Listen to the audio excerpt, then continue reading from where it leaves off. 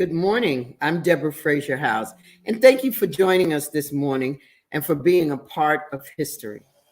This is a historic movement. Choose Healthy Life is not just a project or an initiative. It's changing the trajectory of the health of our communities. And in just 1 year, we have laid a foundation and made incredible strides.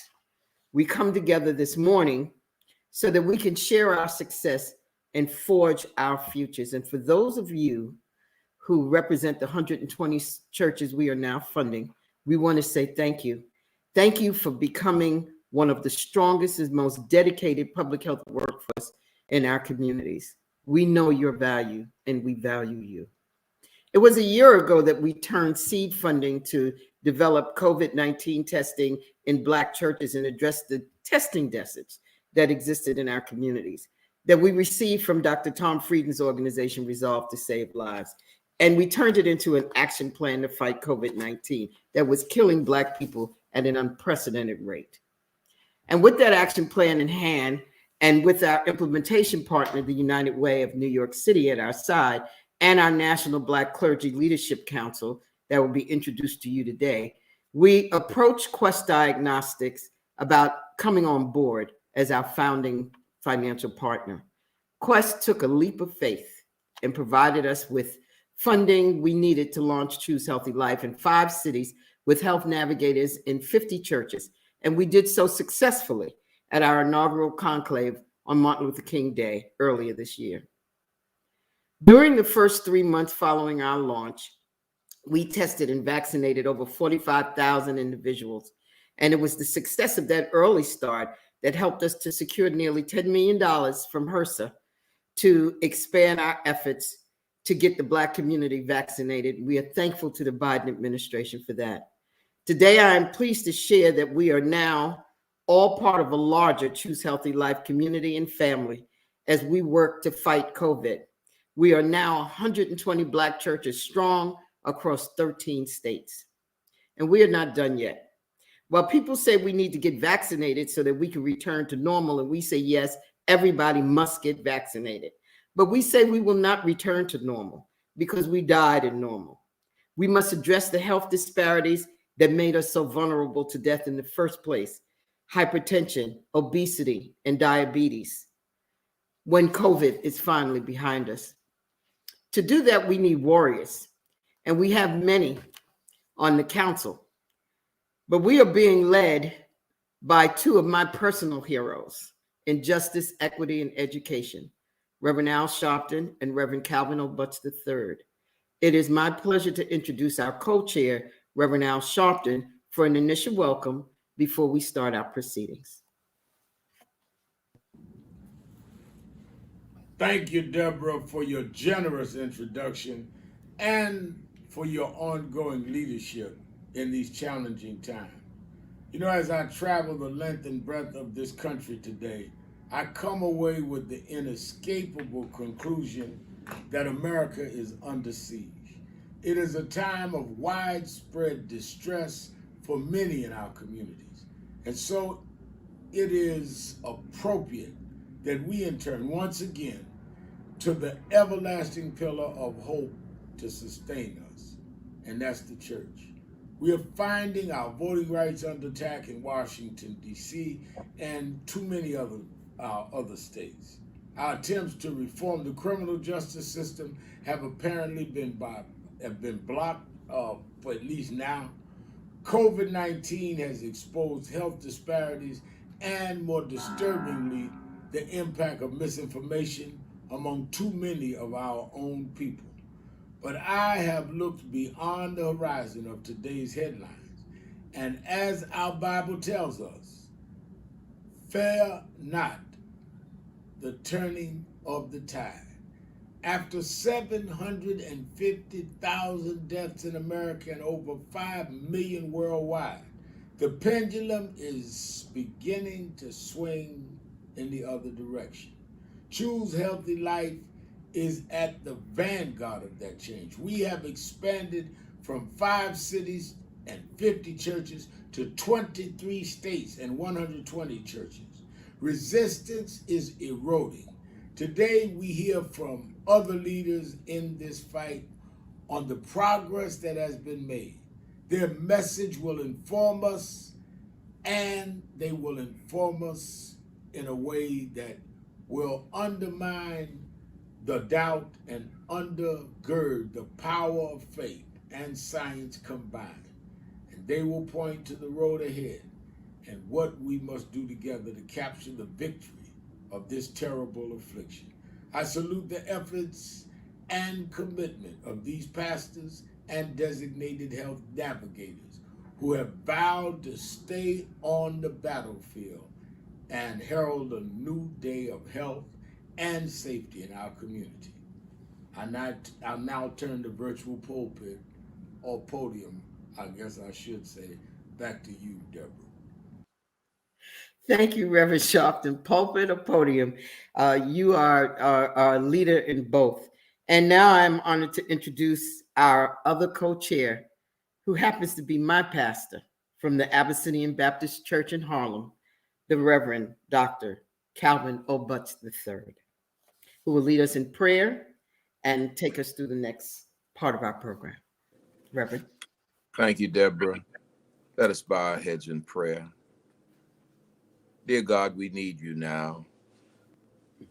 We need you as we've never needed you before. That refrain seems to come often in our struggle for freedom, justice, and equality. We are weak, and we need your strength and power to guide us through this very difficult hour. Help us through the darkness, thy face to see. Lead us, O God, lead us. We thank you for life itself and for the privilege of being able to discuss these issues with so many across the nation and the world. Bless us now as only a God can. Forgive us for our shortcomings, and we promise to stand tall in your grace. And now we pray that the words of our mouths and the meditations of our hearts will be acceptable in thy sight, O Lord, our strength and our Redeemer. Amen. Amen. Thank you, Deborah, for your vision and leadership of Choose Healthy Life. The progress that we have made in just the first year has been tremendous, but there is considerable work that remains. Beloved, I ask your patience now as I read from my prepared remarks, because I want to make sure that I touch on all of the very important work that has been done, that needs to be done, and to salute those who are on the battlefield with us. COVID-19 has revealed the sad underlying truths about health disparities that we find ourselves victim of. Here's a very, very riveting point. More than 140,000 children have lost a primary or secondary parent to COVID. Let me repeat that number, 140,000 children. Most of these children look like us. Recent reports disclose the fact that for the first time in decades, life expectancies for Black men in our community has declined by nearly 3 years. That affects a lot of us, me included. This crisis has wreaked havoc medically, economically, and socially. The need for our faith-based response has never been more critical. But the God we serve has not abandoned us. We need God's strength and power. Today, we come together to revive the partnership between faith and science. We clasp hands and hearts with our brothers and sisters from the medical community to build more than a response. We are together building a sustainable infrastructure. Repeat those two words, Butts. Sustainable infrastructure for the future. Since we have started on this journey, we have accomplished many milestones.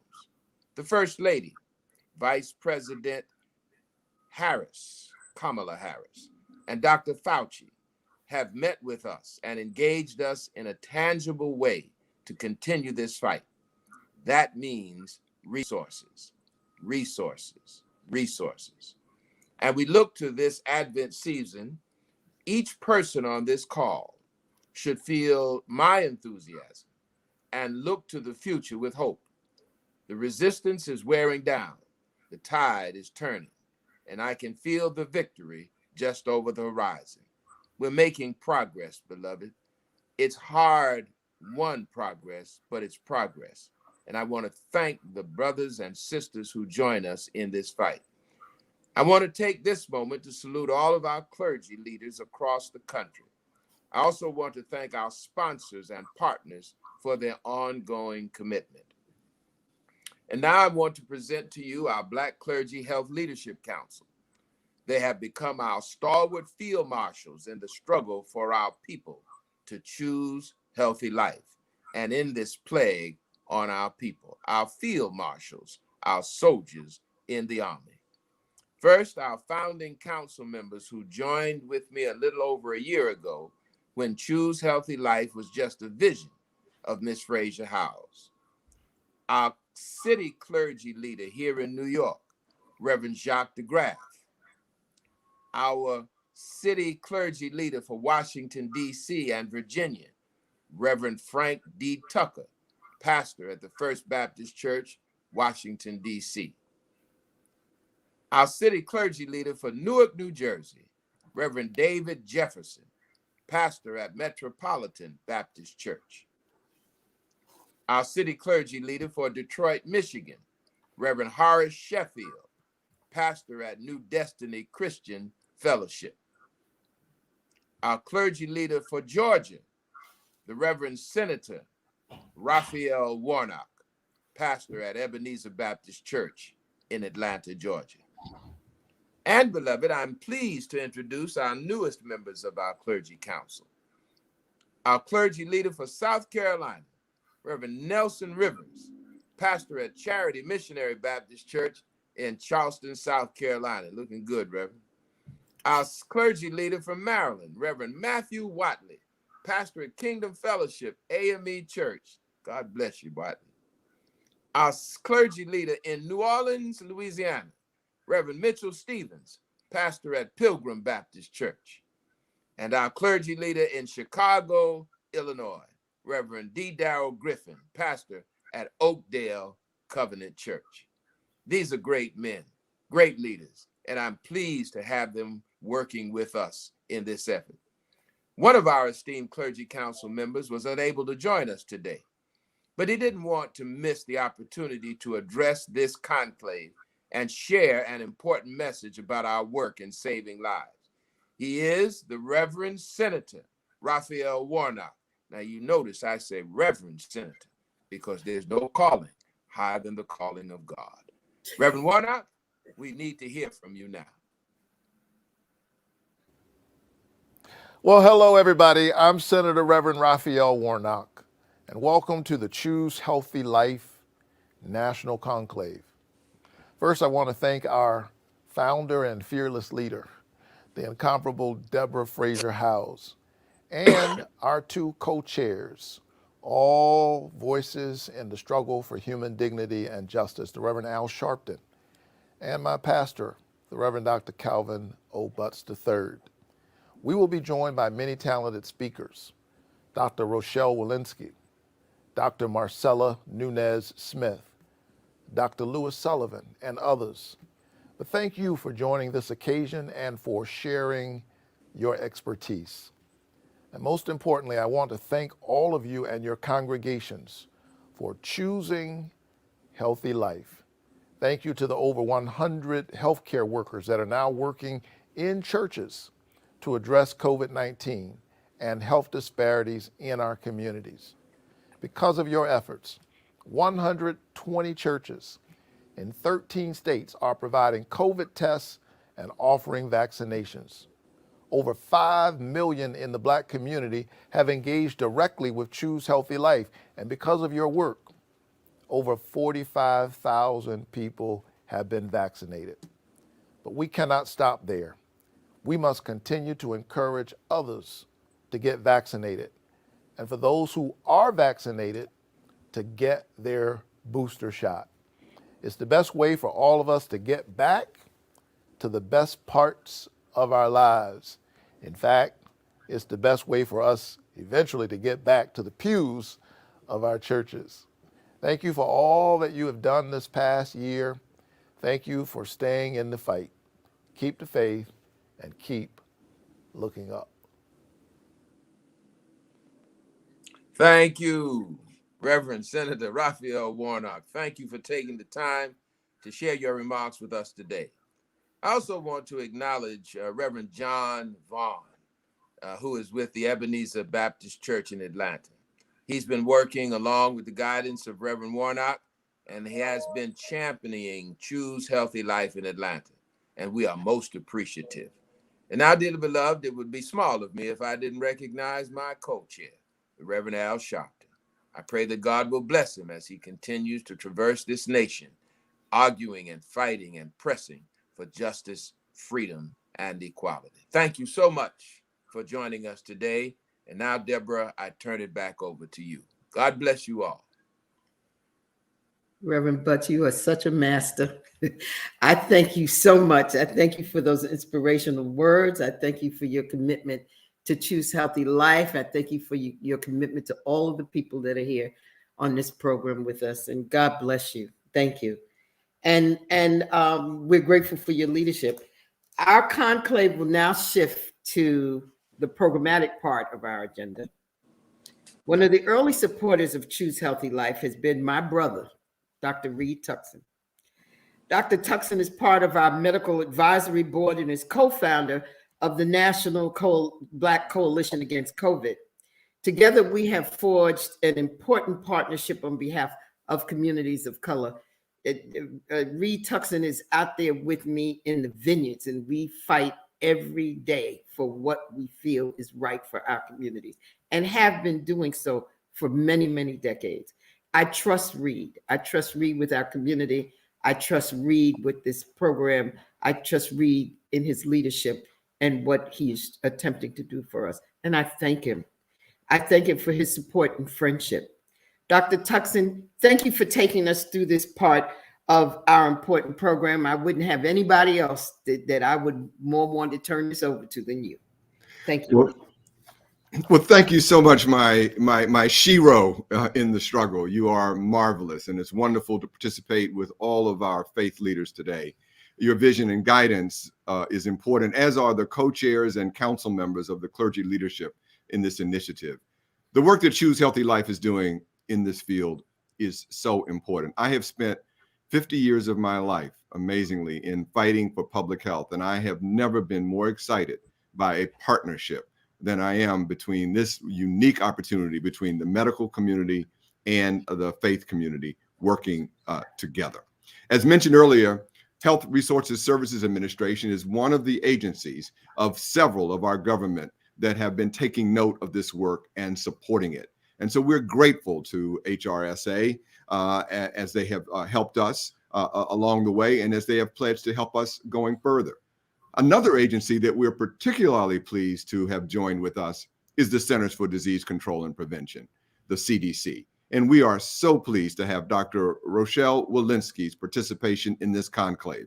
Dr. Walensky is the director of the CDC, and since her appointment last year, she has been front and center in the fight against COVID-19 and has been committed to addressing health equity in the Black community. Dr. Walensky, welcome to our conclave.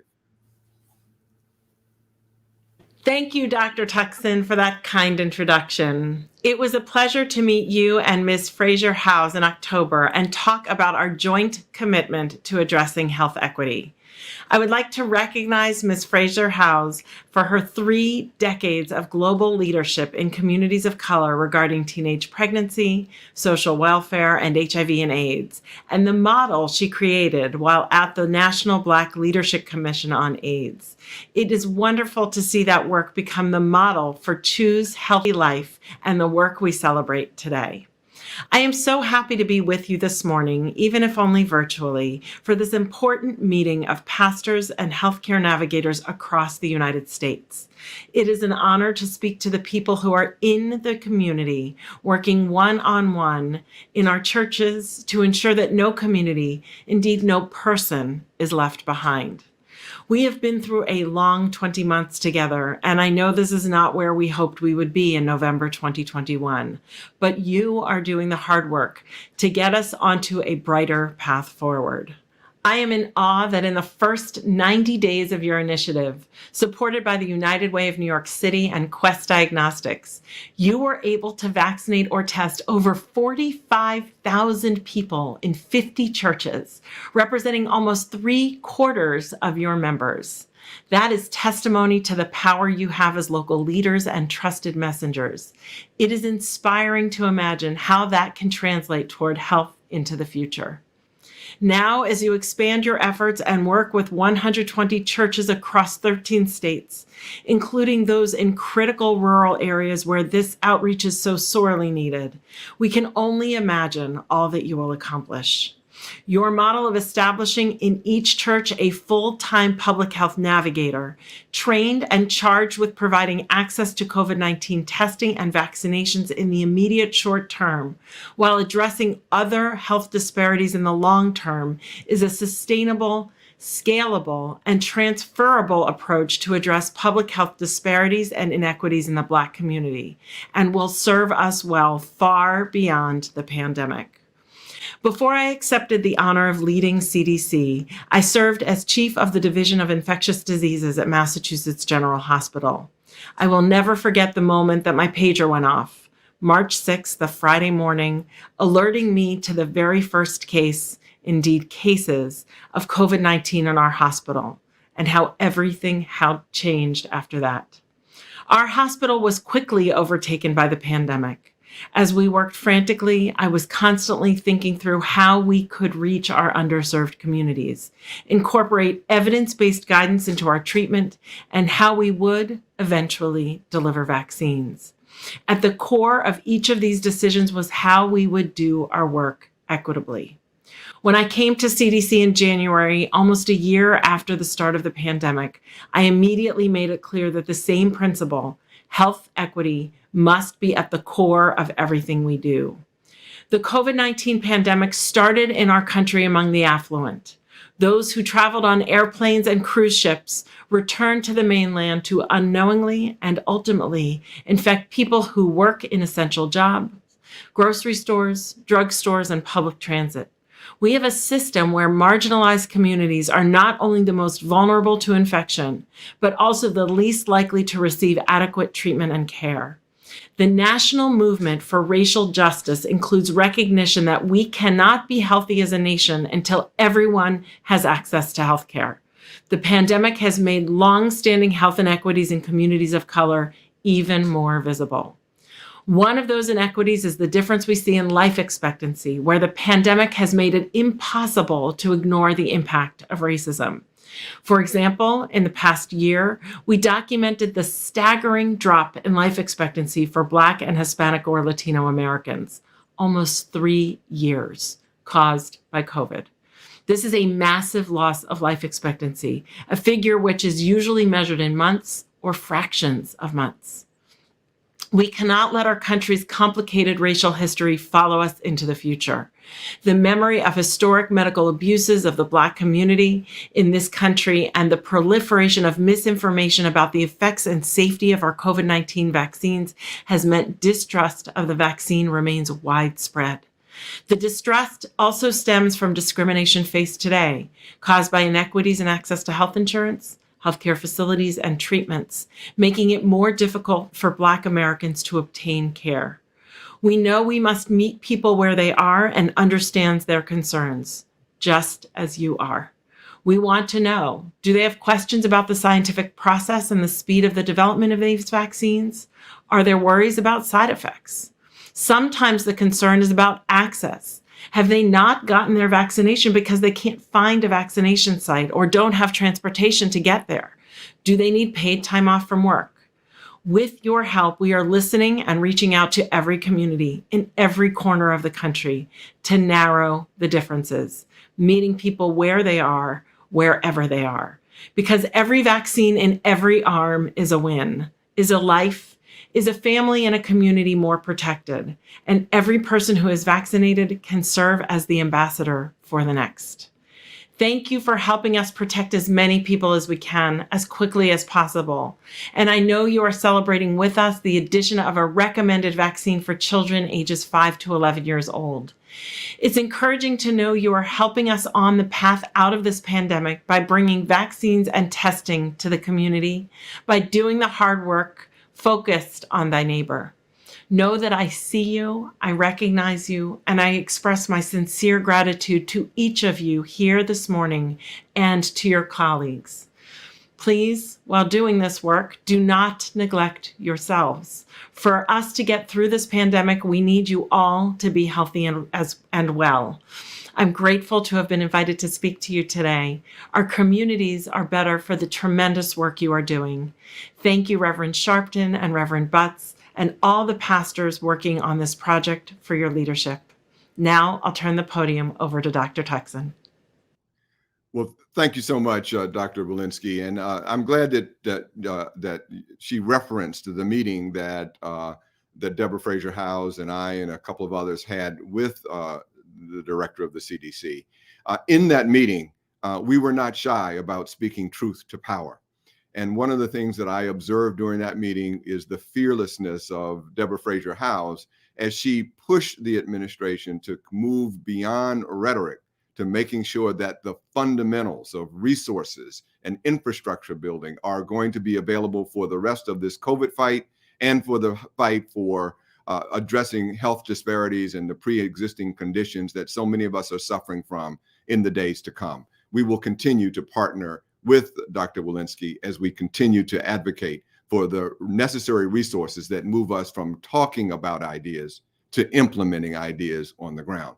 Now it's my pleasure to introduce for a special conversation, City Clergy leader, Reverend David Jefferson, who leads the Choose Healthy Life's work in the great city of Newark, New Jersey. He is joined today by a good friend of ours in the struggle, Dr. Marcella Nunez-Smith, who serves as a senior advisor to the White House on COVID-19 and also chairs the White House Equity Task Force. Dr. Nunez-Smith has been a leading force and a constant presence in our community in driving change to address equity in our healthcare system and a staunch supporter of Choose Healthy Life. We're pleased to turn now over to the conversation between our respected Reverend Jefferson and our beloved Dr. Nunez-Smith. Absolute honor to be with you, and we're so delighted and pleased to have this opportunity today. Let me first of all thank you so much for being here and being a part of our conclave.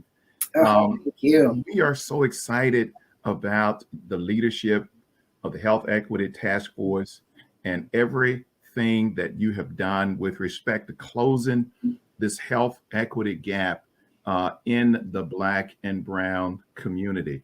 And we're absolutely elated that you have therefore made what we're doing as a part of Choose Healthy Life a part of that. And we're very proud of that with respect to what you're doing. But I'm excited about your insight on some questions that I want to at least raise with you today. Yes. The first question is this. The Black church has always been on the leading edge of addressing issues impacting the families of Black and Brown people. I would like to hear your perspective, and I'm sure others would as well, regarding what is the value of the Black church in the context of the priorities of health equity from the Biden administration. Goodness. Thank you for that question. And just thank you for this chance to be with you, Reverend Jefferson. It's so good to see you. I want to make one friendly amendment to what you said when you said, the work that you have done is the work we have done. And it is incredible. Where we are right now, it's because of the work of everybody who's joining us as part of this conclave.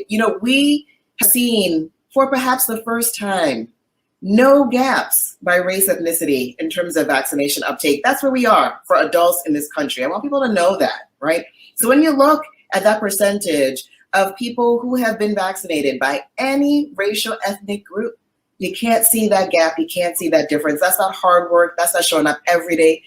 That's the Black church, right? This is how we get here. There is always more work to do, but I think it's just important to take that moment and say, look, this is we work. And people, we are in it, and it is difference making every day. Your question is so profound. If I could, for the Black church, to say one thing, when I early on, when I met with then President-elect Biden, one of the earliest things he said to me, right after he and the vice president said equity is going to be at the center of this pandemic response, no question, this is our charge across the whole of government, whole of society. President Biden looked at me and he said, so you're going to be working with the Black church, right? And that's exactly it, because it's got to be at the center for us when we think about being in trustworthy relationship and partnership. There is no path, I think, without the hard work of all the clergy who are here today and beyond. The thing that I believe is also important is to really get your perception and understand what you believe the roadmap is for our continued engagement with the administration regarding health equity. One of the things that we have struggled with is this start and stop, this episodic activity-driven something, as opposed to a continuation of work that is initiated in the Black and Brown community. And as soon as the crisis goes away, we are forgotten. And there is no more momentum associated with going forward. Will you speak to then how you therefore kind of see the engagement of the Black church in terms of really continuing to close the health equity gap? That's right. Thank you. That's the right question. 100%. It is this moment. I do think we can meet it. We are meeting it together, but it's to sustain it, right? And when we talk about health equity, just if people, humor me for a second, because so often we think in our minds it's health care, and that's what we're talking about. That's part of the conversation. Health equity most certainly makes us realize it's about the social realities in people's lives. It's about housing. It's about nutrition and food. It's about safety. It's about educational opportunities, economic stability. That's how we get to health. And so this conversation in the church has been leading on that forever, right? For generations. And so all of that has to be brought together in this moment to sustain it. It's a syndemic in our communities. It's not just COVID, it's everything else. We know people are dealing with issues of community violence, worrying about our children, right? This is the lived reality that speaks to health and health outcomes. So any solution, any roadmap, any path forward has to take all of that into account, which in reality is what the task force has done. We submitted our final report to the president with some couple key takeaway messages, right? We have to make sure that communities are leading in the solutions and the resources will follow. We have to make sure that the data is there, that we're rowing in the same direction, and we have to make sure there is a permanent commitment from the federal administration on all levels to health equity. At this time of our conversation, the administration, Biden-Harris administration, is already doing work aligned with 80% of the recommendations from the task force. I think that is very, very notable. Yes, more work to do. And yes, that commitment needs to remain long after COVID.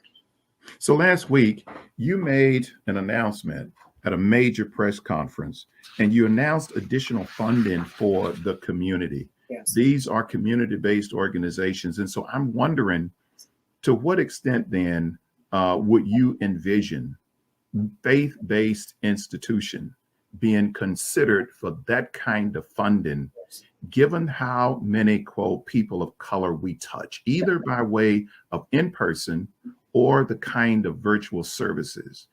Statistics which show that there is a ton of credibility associated with the Black church in terms of where our people get information from.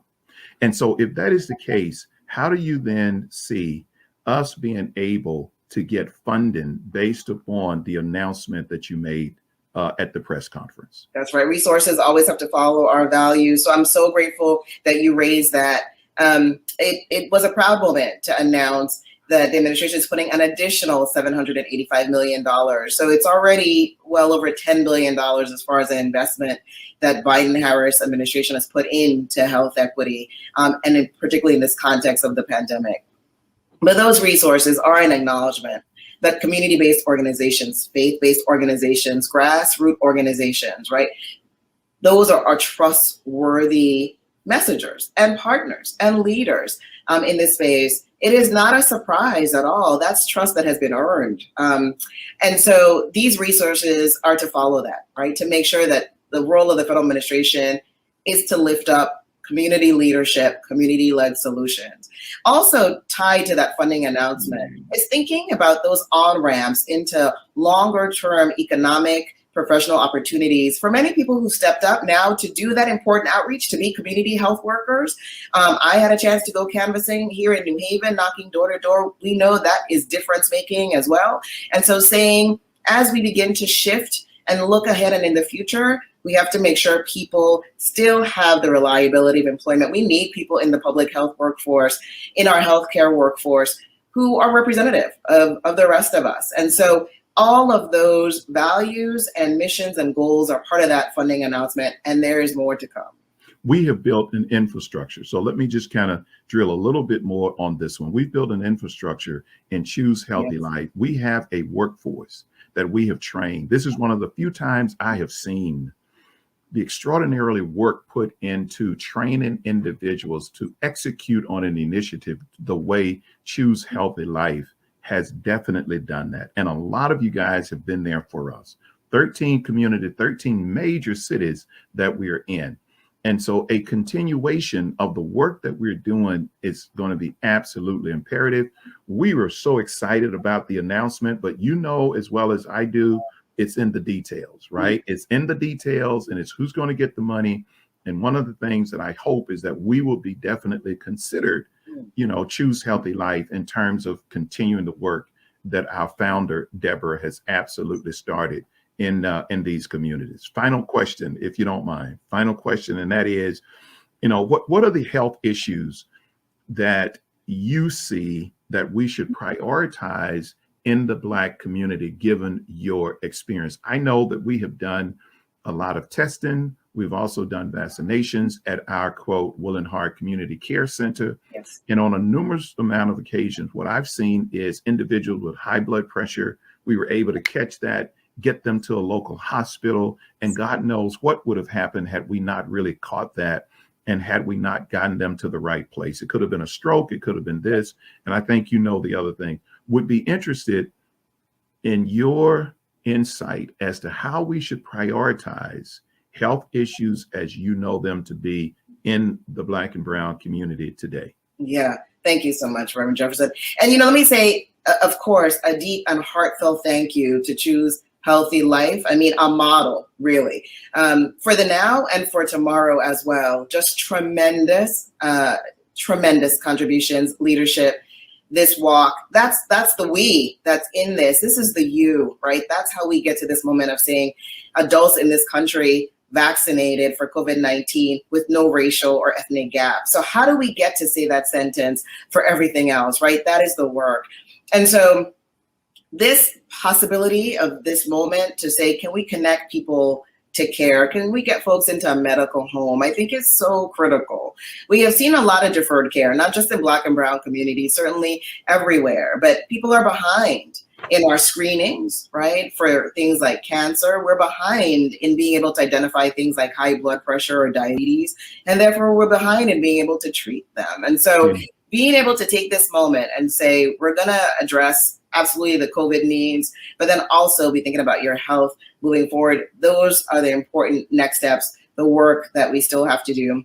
So appreciative. Thank you to everybody, part of the Choose Healthy Life family, for taking care of COVID, getting people connected with those resources, vaccine, testing, therapies, a huge, huge area as new treatments emerge, making sure Black and Brown communities aren't left behind in terms of scientific discovery, doing all that work, but also taking care of us for our next generations too, addressing all those chronic health conditions like high blood pressure, diabetes, heart disease, cancer. So taking this moment to say, everybody focus on health, let's get ourselves connected with long-term providers, address those issues. Dr. Noonan-Smith, let me again thank you. We're so proud of you, the work that you're doing along with all of us. And I think you stated it earlier, it really is about we. Yeah. And as a result of that, we're getting it done, but the work must continue. Yes. And so we're grateful for your leadership. Thank you for your contribution. And I will now turn the podium back over to Dr. Tutson. Thank you. Have a blessed day. God bless. Be well. those on this conclave that God sends us what we need when we need it. And clearly, Reverend Jefferson and Dr. Nunez Smith are exemplary of that wonderful promise that we have with our relationship with the Lord. And we also know that there is another special person who has been sent to us at the right time to do the right work. I'm so pleased to introduce Sheena Wright. If Choose Healthy Life is the movement, then it's the team that helps to ensure that that movement continues to advance forward. We are so blessed at Choose Healthy Life to have our implementation partner, the people that get it done. That's the United Way of New York City. The United Way of New York City has been with CHL from the start and is responsible for the execution on the ground, working in conjunction with a number of our local partners. Sheena Wright is the person who leads the United Way of New York as its president and CEO. She's the first woman to lead the organization in its more than 80-year history. But you've seen her in the news a lot lately, many of us, because she was appointed to chair the transition committee for the next mayor of New York City, Eric Adams. Sheena, thank you for joining us this morning, and thanks for helping us to translate dreams into reality. Thank you so much, Dr. Tutson. And I just want to say how incredibly grateful we are at the United Way of New York City and all of the partners around the country who are engaged in this incredibly important work.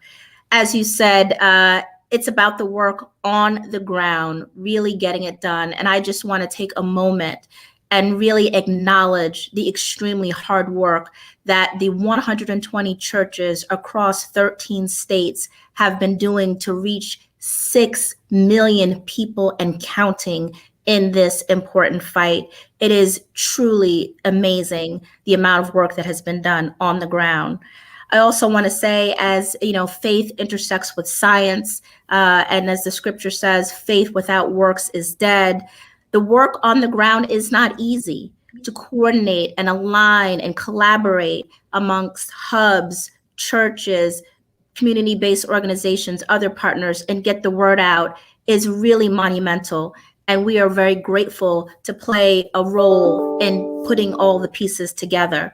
And as was said, and I know what will continue to be said, what has been built will continue. What has been built will continue to reach more and more people and really address health disparities writ large in our community. And so this virtuous collaboration and coordination, this amazing work that has been done, I just want us honor and thanks and be grateful to our pastors, our hub partners, our churches, our community health navigators, who are incredible, who are doing that great work. And we are just proud to be in the number and grateful to be a part of this movement. Thank you so much, Dr. Tutson. Well, thank you again, Sheena, and we will continue to lean upon you and learn from you and be inspired by you and all of your colleagues at the New York United Way as we go forward. It is now my pleasure to introduce one of the great heroes of American medicine, Dr. Louis Sullivan. Dr. Sullivan is a tour de force in American health, and particularly as a representative and leader and inspiration for us in the Black health movement. Among the first individuals that Deborah Fraser Howes thought of when establishing a medical advisory board for Choose Healthy Life was, of course, Dr. Louis Sullivan. And Dr. Sullivan didn't hesitate to accept her invitation. He accepted it immediately and without reservation. He is the president emeritus of the Morehouse School of Medicine, where he led that institution for 2 decades after creating it. He served as the United States Secretary of Health and Human Services from 1989 to 1993. And we're so pleased that he could join us virtually to share his insights on Choose Healthy Life and the relationship between the medical community and our faith-based leaders. Dr. Sullivan. For your kind introduction and for your leadership of the Black Coalition Against COVID-19. Your work is making a difference in the community. When Deborah Fraser Howes asked if I would consider being an advisor to the Choose Healthy Life program, I did not hesitate. I saw Choose Healthy Life as a program with great promise, and I was right. Since their inception in January of 2021, Choose Healthy Life has achieved a number of significant milestones. They include, first, establishing the National Black Clergy Health Leadership Council, led by co-chairs Reverend Al Sharpton and Reverend Calvin O. Butts III. Together with members of the council, they are a guiding light for Choose Healthy Life. Secondly, creating a medical advisory board, which includes past CDC Director Dr. Tom Frieden, Dr. Reed Tutson, previously the Executive Vice President and Chief of Medical Affairs with United Health Group, and Dr. Donna Christensen, who was the first female medical doctor to serve in the Congress, and myself. Our members have been staunch supporters, continually advocating on our behalf. Engaging with strong implementation partners that include local chapters of the United Way, and more recently, the National Urban League, Choose Healthy Life's network continues to expand. It now includes such organizations as the Alabama Conference of Black Mayors, Balm in Gilead, Columbia University School of Public Health, and the Leadership Council for Healthy Communities.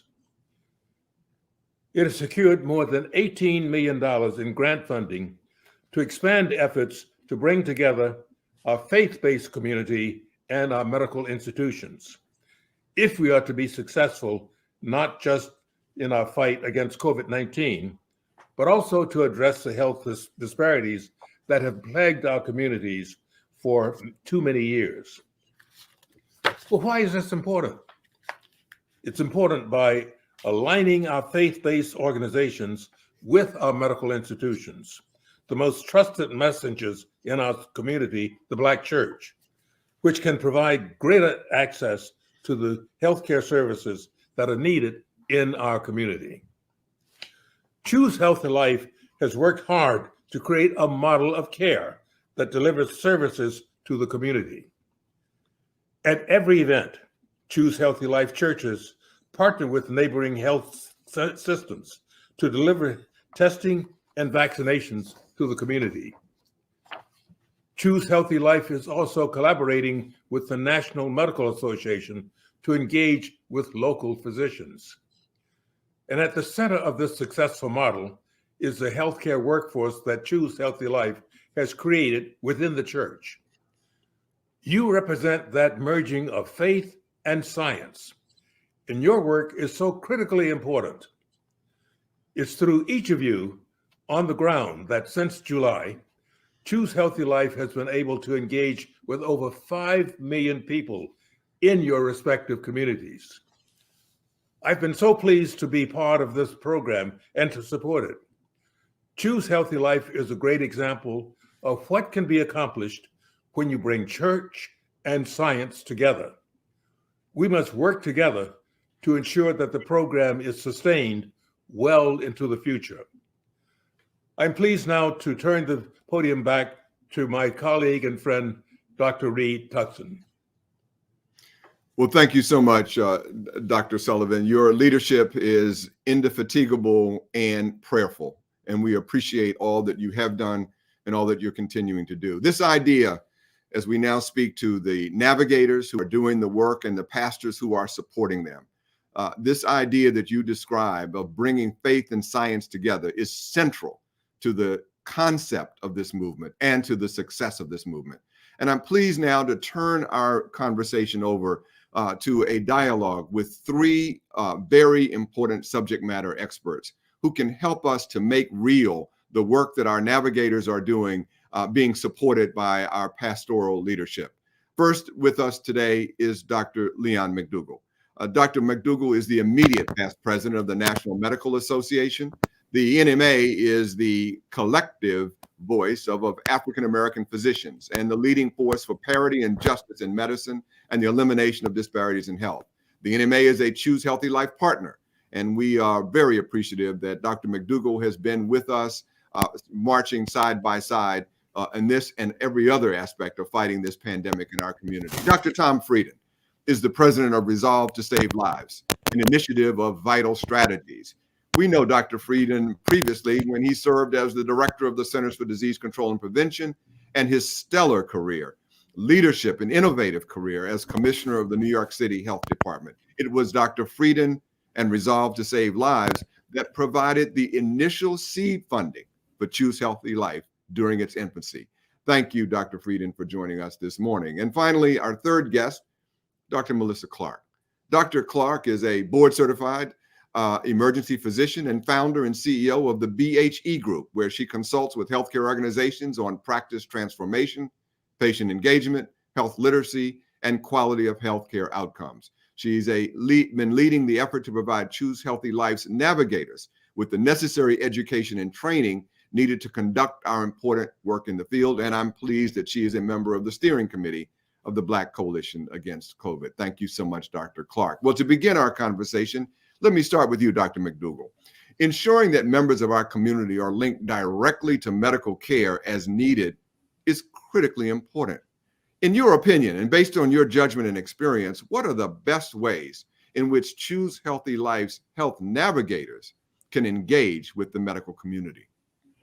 Thank you so much, Dr. Tutson. Choose Healthy Life is doing that.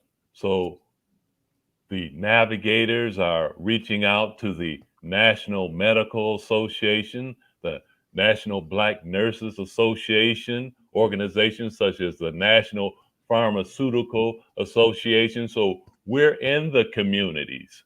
So linking arms with the navigators and seeking wellness and wholeness in our communities, that's key. And that's what you and Deborah Fraser Howes and the Choose Healthy Life movement have been working towards, and we're so appreciative to be a part of that. Great. Let me follow up with you, Dr. Mcdougall, and drill a little deeper here. Many times, lay people can be intimidated in working with physicians. Many times, physicians with their white coats and stethoscopes dripping out of their pocket can be daunting in some people's minds. What do you say, and what is your message to our health navigators as they engage or should be engaging in making partnerships with physicians and other health professionals, our nurses, advanced practice nurses, and so forth? Very, very good question. The navigators should realize that we're from the community. So we speak the same language. Many of us have come up in communities and have experienced where we weren't welcomed in the healthcare system. So you're not speaking, yes, we have a degree or two or three, but we're you. We're part of you. So that conversation, that's why it's so critical to have a diverse workforce, because we can communicate with people in the Black community.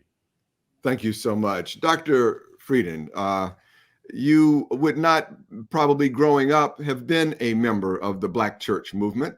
We'll find out in a second, but somehow or another, you have been attracted to this movement. And I, first of all, want to just try to understand, what is it about this movement that has gotten your personal passion and your personal commitment?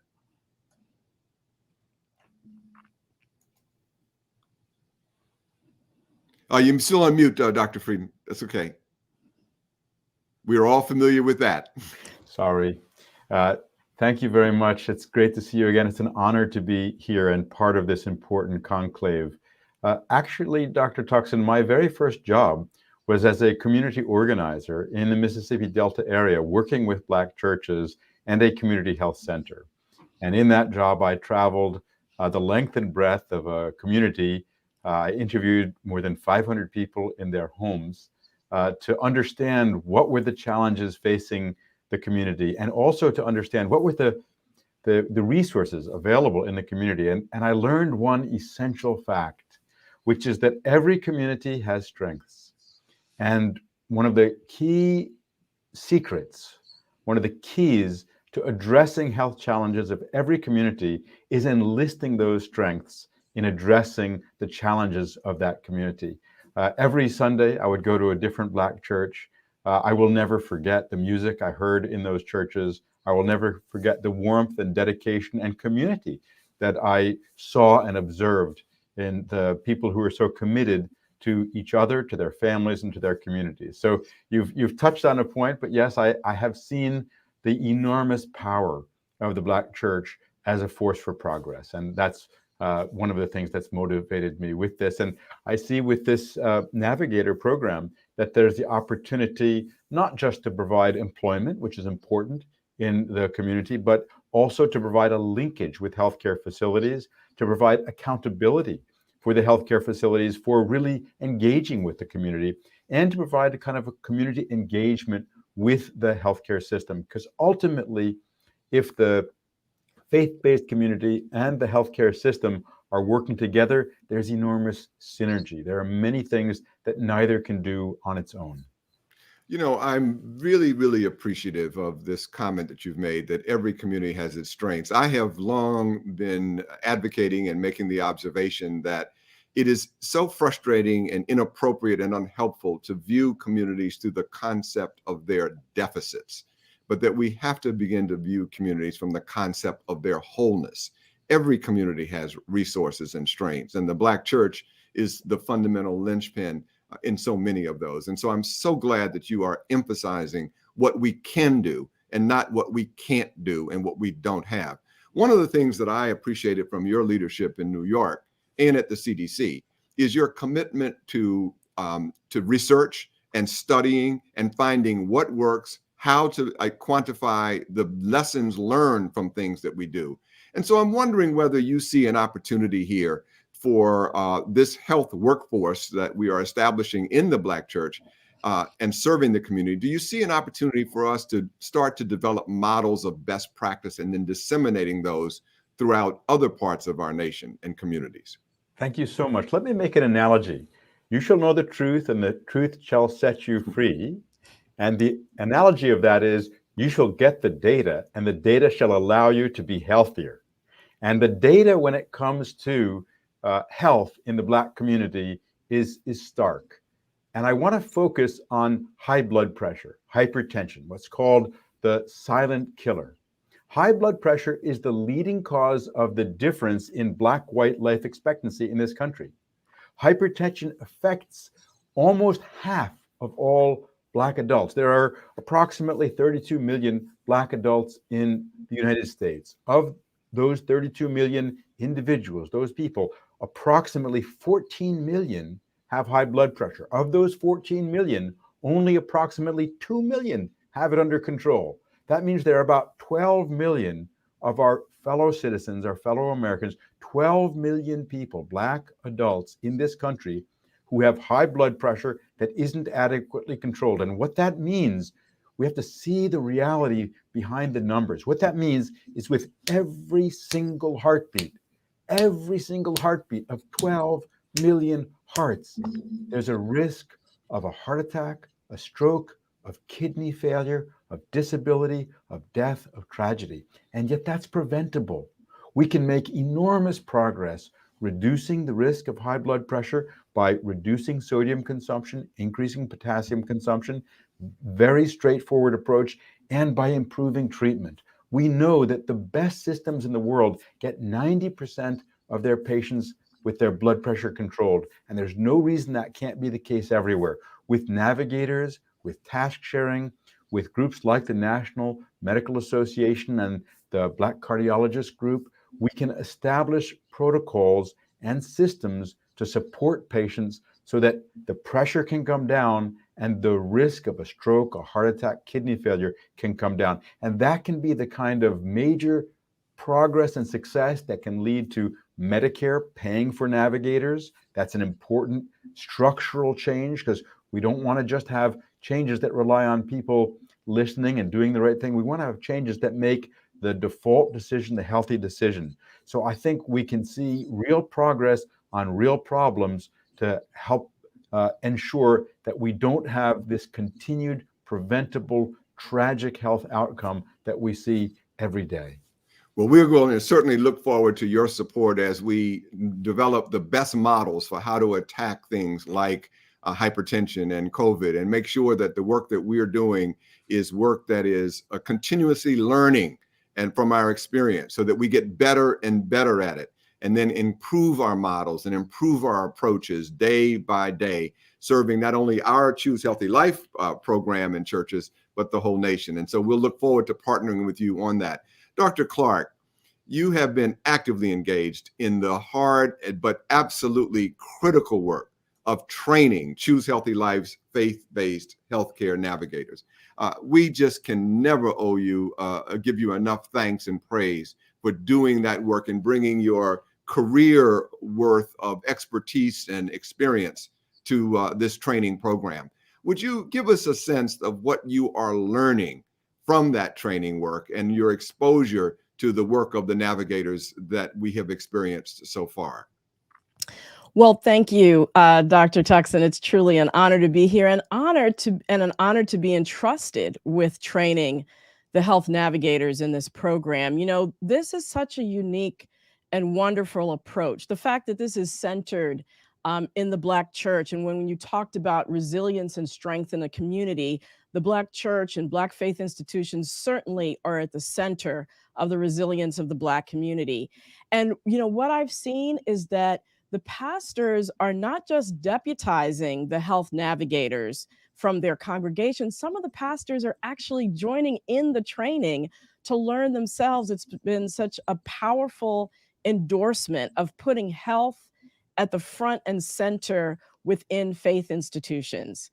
And then, you know, I'm seeing that the health navigators are being drawn from the very communities that we're serving. They are the community. So they understand how to engage their audience. They understand the concerns, the lifestyle barriers, the strengths of the people that they're engaging with. And so what we've been doing in the training is just layering on top of those strengths and encouraging the health navigators to bring their experiences and share them with each other, to learn from each other.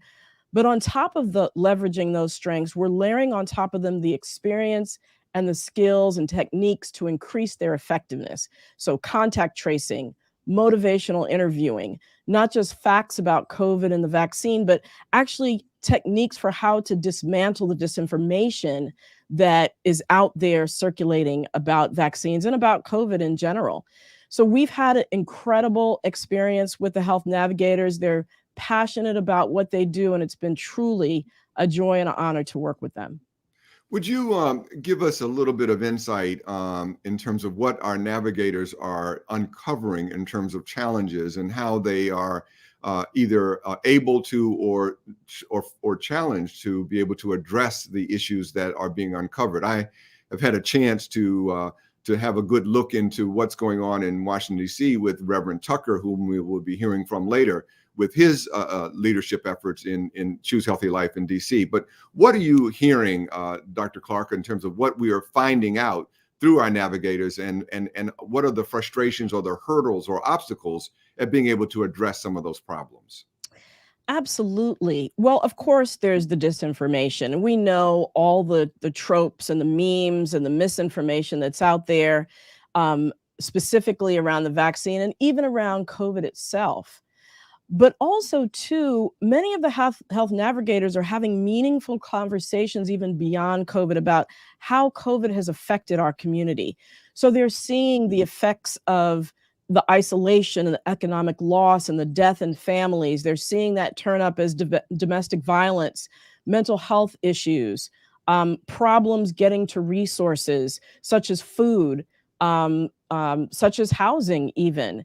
And many of the navigators are able to help make that connection for people to needed services. So it's a powerful thing that's really happening within this Choose Healthy Life movement at the level of where the rubber hits the ground, where the rubber hits the road, and really be able to uncover some of the challenges that people are facing in their everyday lives. Let me come back to Dr. Frieden and tie this your point into the question I asked sort of earlier when he, gave us the very positive and forward-looking sense of looking at our strengths. And Tom, I sort of worry as I think about the myriad of social-based challenges that our navigators will uncover, whether it is domestic abuse, substance abuse that results from people who have high anxiety related to the COVID pandemic, those who sometimes have to quarantine. There are so many issues that can lead to that. We are finding, as Dr. Clark mentioned, housing issues, food availability issues that Marcella Nunez-Smith mentioned in her comments. What do you see going forward as the way we can start to find resources, whether it be from across the spectrum of available resources that might be better focused, or the clarion cry louder expressed, to be able to find some of the resources that will be necessary to address the challenges that the navigators are uncovering? I think this is a really tough question, because the fact is, let's face it, there are not the kind of resources that we wish there were to support people who are struggling in communities. And that means we need to do a few things. One is we need to advocate for more resources. Two, we need to make sure that the people who are in need of those services get them to the greatest extent possible. And three, we need to build coalitions, including coalitions with the healthcare system, both to advocate for more resources and to ensure that the resources that are available are going to those who need them, going to those who should be receiving them. And that's something that the navigators can be quite important in. I think it's quite essential that we think of the navigators and the healthcare system not as two different entities, but as one entity. That's how we're going to get synergy. Within the healthcare system, there are many resources that are available, not enough, but many.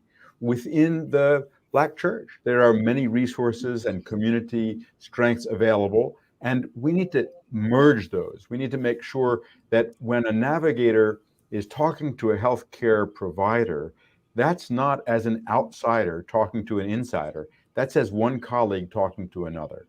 And when a healthcare provider wants to better support a patient and is asking for the navigator to be involved in that, that's also as one colleague talking to another. There's always this tension between saying, look, we need to make as good use as possible as with every resource available, and we need more resources. And those two ideas may sometimes be in conflict, but fundamentally they're the same thing. We need to do more, both to have more resources available and to do more to ensure that the resources that are available are being used as effectively as possible. And I think the navigators can serve as an essential link to synergize between healthcare institutions, not just community health clinics, but hospitals, private doctors, primary care practices, insurers, and the community. Thank you. Thank you. Dr. McDougall, earlier in the conversation, we had a chance to mention that that Deborah Fraser Howes, also Mark Morial from the National Urban League, and I and one or two others had a chance to have a conversation with Dr. Walensky about resources and about the need to have CDC make tangible the resources to create capacity building inside of community-based infrastructures and to be able to help us to address some of these social determinants of disease. I want to put you on the spot and see, what can we expect, or can we expect the National Medical Association to reach out and engage pastors from their community, leaders from the faith community, to be jointly advocating at the state and local level in their communities for the resources needed to address some of the problems that our navigators are uncovering through their wonderful work day by day? Thank you so much, Dr. Tutson. That's an excellent question.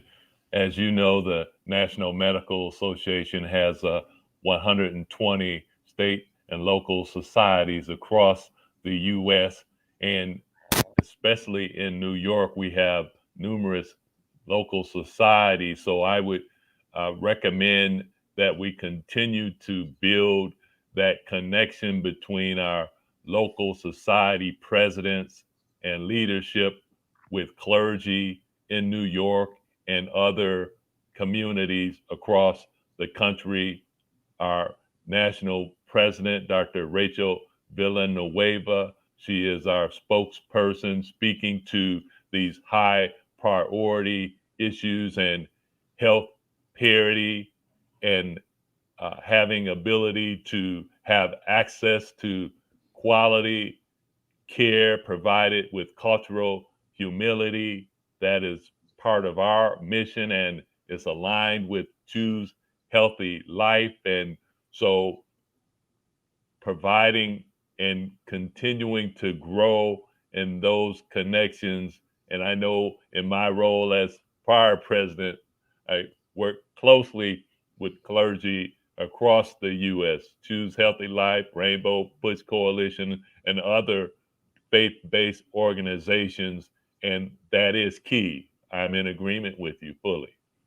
Well, I'm clearly focused, as you can tell, on, I watch what Health Navigators do, and I see the challenges that they're facing. And as we put them out there to do this work, we've got to find the supports across the board. And so I am really hoping that their list of issues that they are struggling to address becomes the template for a joint partnership between the NMA and the pastors of a particular community who can bring that laundry list of unmet needs to power, whether it's government power, philanthropy power, corporate power, and have that list attended to with the inspiration of divinely inspired efforts. I'm going to put before we close our conversation, I'm going to just let my three panelists know that I'm going to ask their opinion, given that that our church health navigators are going to be talking to their congregations about healthy holiday behavior. So I want to give you an alert that I'm going to ask each of you for your best tips on what we should be doing to protect our communities during the holiday season. But as I do that, let me ask you, Dr. Clark, if you could help us to think about how you're thinking about the next stage in our fight. One of the things that the leadership of Choose Healthy Life is all about is definitely fighting the COVID pandemic, but also with an eye towards turning the corner and addressing the long-standing health challenges, such as the hypertension issue that Dr. Frieden mentioned. What do you see, Dr. Clark, as some of the major fights that we need to get back to, even as we close out, hopefully, the fight against COVID? You know, the reason that our communities have been at highest risk from COVID-19 have been because of the underlying conditions like obesity, like diabetes, like high blood pressure that Dr. Frieden talked about. And so the resources to address those things have to do really with what happens at neighborhoods. Only 20% of the improvement in these conditions will come about through direct medical care. The rest, 50%, 80%, really come about from making structural changes in our neighborhoods and meeting people's social needs. So things that Dr. Marcela Nunez-Smith mentioned in terms of housing, clean air, clean water, access to food, access to transportation, employment, the infrastructure issues that happen every day in communities. And I think that the medical community with the faith community can come together to actually help to advocate, to improve conditions, to get resources where they're needed on the ground. And the other changes happening in healthcare is that these things are being approached in a team way. So again, Dr. Marcela Nunez-Smith mentioned the patient-centered medical home. It's no longer just the doctor who's out front. It's really an entire team. And that's where health navigators can actually play a role on that team in a structured way. And organizations like Choose Healthy Life can actually partner with the healthcare community to work hand in hand, not only to advocate, but to address these social needs on the ground that will improve health in terms of high blood pressure, obesity, and diabetes. amongst other diseases of lifestyle and environment and neighborhood. Well, thank you so much for that. And now, just to close out very rapidly, we've got to get through this holiday season. And we learned from last season that unfortunately, the holidays are a time when transmission of this terrible virus increases. And so we want to make sure that we have a safe holiday. Dr. Frieden, what are your quick list of things that you will want all of us to observe for a safe holiday? 1, get vaccinated.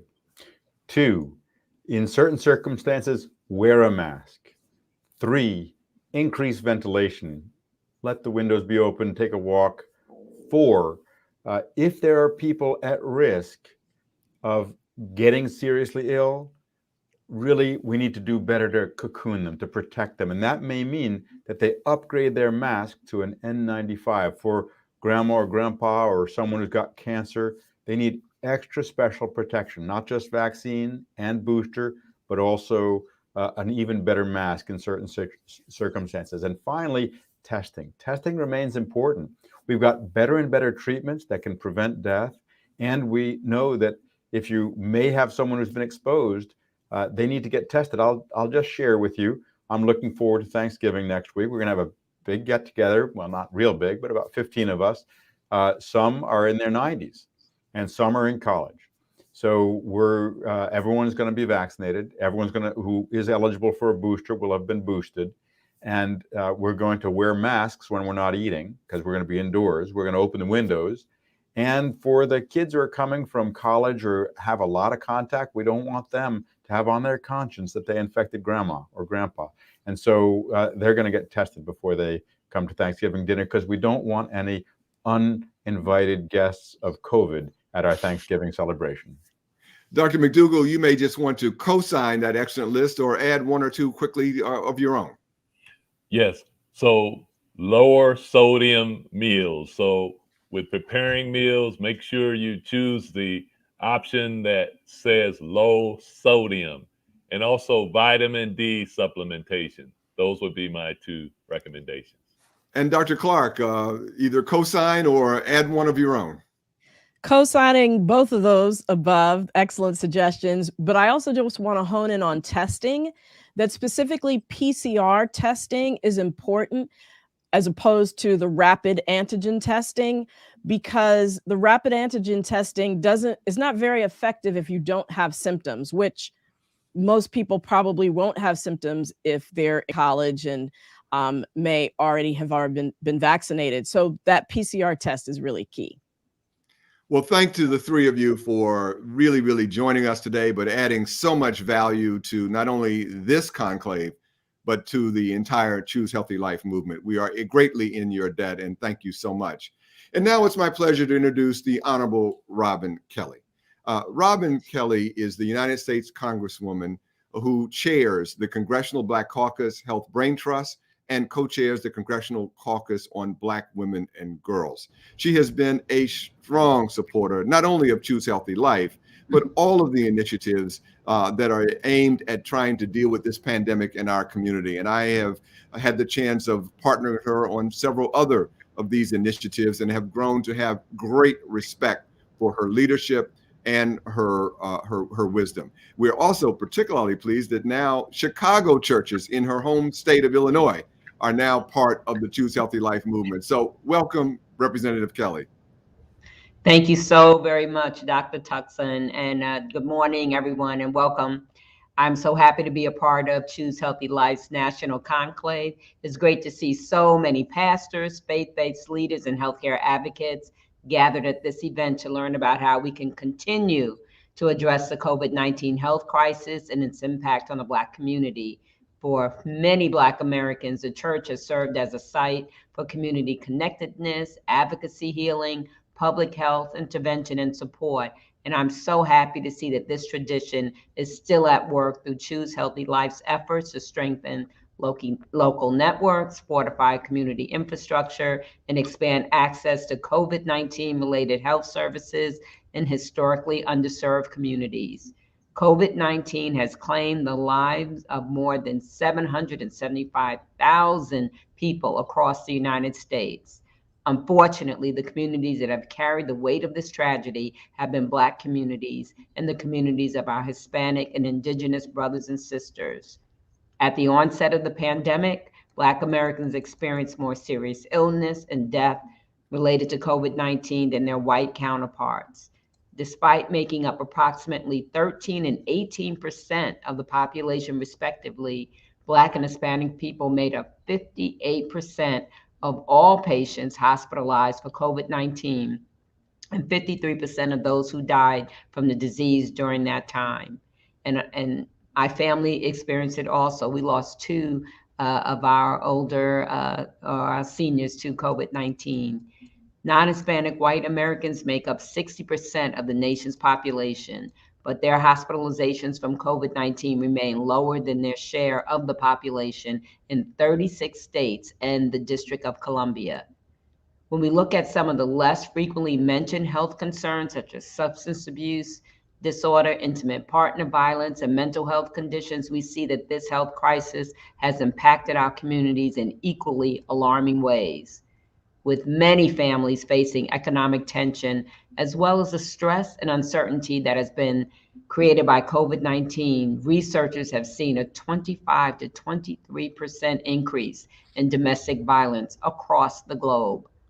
29% of US adults from all 50 states reported increasing their alcohol use during the pandemic. And Black and Latino Americans who have historically had lower access to mental health and substance use treatment services experienced disruptions to their substance use treatment and recovery services. Given the impact of systemic racism and the social, economic, and psychological factors that relate to it, addressing this type of trauma in our communities is not new for faith-based leaders and healthcare navigators. However, it is important that everyone on this call is aware that we need to increase our efforts to support people and their families dealing with this side effect of the pandemic. As chair of the Congressional Black Caucus Health Brain Trust, vice chair of the House Committee on Energy and Commerce, and co-chair of the Congressional Caucus on Black Women and Girls, I believe that addressing health issues that disproportionately impact the Black community also require policymakers like myself to develop policies that center on health equity, improve data collection, increase access to care for those who need it the most, and encourage increased education around how racism, stigma, and bias show up in community care. My district is rural, urban, and suburban. To increase access to healthcare for all Americans, including rural communities, which include 8% of Black Americans, I introduced my Evaluating Disparities and Outcomes of Telehealth during the COVID-19 Emergency Act of 2021. This bill would require the Secretary of HHS to study the impact of telemedicine on utilization, cost, fraud, privacy, and equitable access within the Medicare and Medicaid programs during the COVID-19 emergency. It would also include a summary of telehealth utilization data, such as the number of telehealth visits, whether they were audio only or in-person visits, disaggregated by service type and demographic characteristics. The hope is that the results of this study will help innovators and medical professionals develop and make use of this technology, further increase access to care. This moment also calls for a bold and comprehensive vision for addressing persistent ethnic and racial health disparities and improving health outcomes in communities of color. In building on the success of the Affordable Care Act, the American Rescue Plan, and now, because we voted for it this morning, the Build Back Better Act, I am leading my colleagues of color in the Congressional Black, Hispanic, and Asian and Pacific American caucuses in reintroducing the Health Equity and Accountability Act in 2022. We call it HEA. If passed, this bill will improve upon the collection and reporting of data in diseases that disproportionately impact us, improve outcomes for women, children, and families, create diversity in the healthcare workforce, and much, much more. The COVID-19 pandemic has exposed the areas of weakness that have long existed in our healthcare system. While there's a lot that can be done at the federal level to care for and meet the healthcare needs of the Black community, this situation requires us to have all hands on deck. I am proud of the work that Choose Healthy Life has done to fund churches to address COVID-19, helping over 45,000 individuals receive a COVID-19 test and or vaccine, and address COVID-19 vaccine hesitancy across 13 states is no easy feat, and you can't stop now. And welcome to Chicago. Thank you again for the opportunity to speak today. I look forward to collaborating with all of you to put an end to COVID-19's impact on our community. Thank you so much again. Well, thank you so much, Representative Kelly. And we could not help but to jot down your agenda.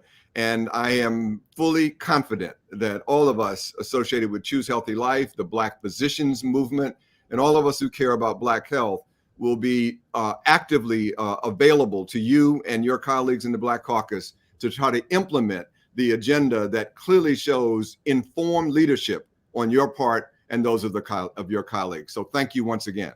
Thank you so much, and happy Thanksgiving. All right. And now it is my pleasure to turn the program back over to my leader, Deborah Fraser House. Reed Tutson, you are amazing. And I thank you so much for getting us through all of this. I'm telling you, the community is safe in your hands. You are a blessing to us. Thank you, Reed, so very, very much. I want to thank you all too for joining us today. And I want to thank the Reverend Butts and Reverend Sharpton, of course, for their leadership. Dr. Walensky said something earlier. She said, take care of yourselves. This is critically, critically important. You health navigators and you pastors who have decided to take on this drum major for justice in our community around our health are literally putting your bodies between the community and the disease. We thank you for this very courageous and selfless act. And we want you to take care of yourself.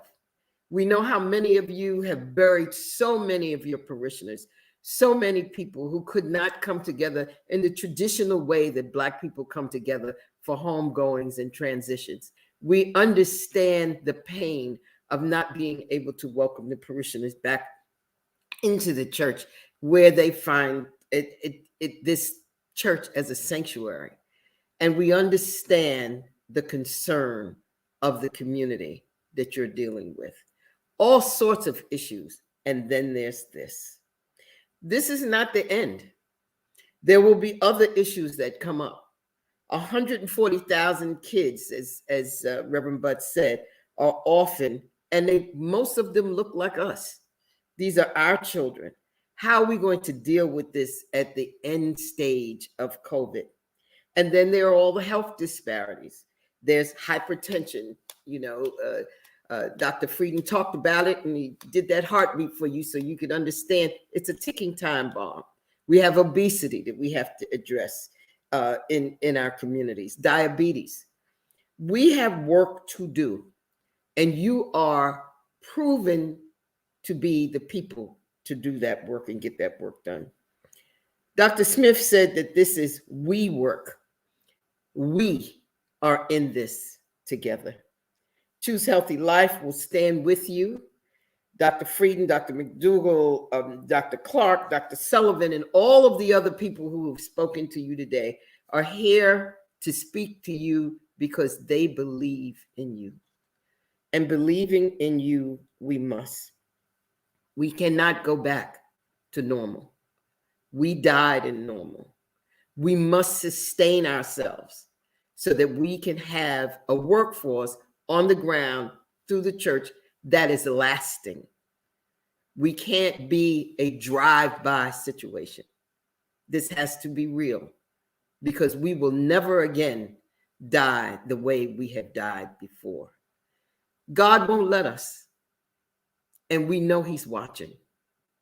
So my brothers and sisters, I say God bless you, and I ask that the Right Reverend Frank Tucker from Washington, D.C., one of our senior members of of Choose Healthy Life, who've been with us from the beginning. Reverend Tucker, you've been a leader.